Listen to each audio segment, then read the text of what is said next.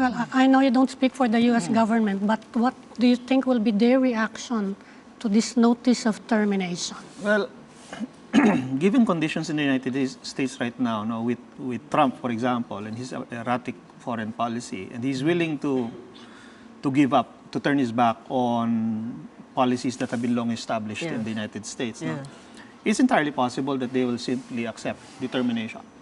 There are people in D.C. who have long lobbied for the termination of the Philippine-U.S. military alliance.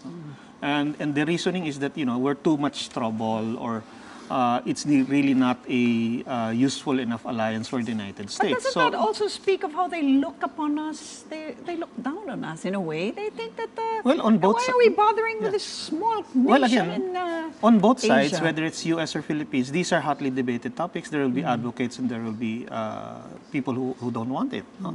But this basically, at this time, I think would lend more credence or give more power to those who want to terminate the Philippine-U.S. alliance. Without the alliance with the Philippines, they will still have alliances in the region because they still need to project militarily in the South China Sea, and it's part of their Indo-Pacific strategy, diba? Yes, yes. So, and so that's why what are the alternatives for them? That's why I think that for the United States, losing the Philippines will be a major setback. It will be a major obstacle, but they will simply rethink their strategy and plan around it. They'll invest in new technologies, invest in other partners, no, in order to make up for any gaps that are created by this. So they can still push for freedom of navigation by arrangements.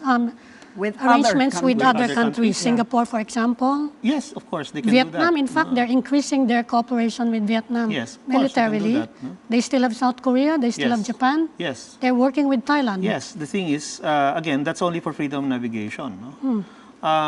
The key with an alliance relationship really is that you are aware completely of where your interests converge and where they diverge, and which interests actually help you protect the interests that are divergent. Okay, the problem there is that freedom navigation operations essentially is an American interest, no?